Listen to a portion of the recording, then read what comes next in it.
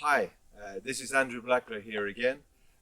We are today up at the tower of Scuderi, close to the mountain of Diefis, which is right here to my left behind me.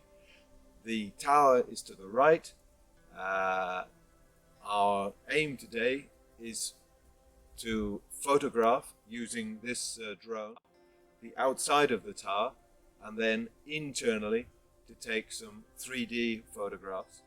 Our target specifically is to identify wood surviving samples within the walls of the towers in order to undertake carbon-14 analysis and therefore identify the original date of construction.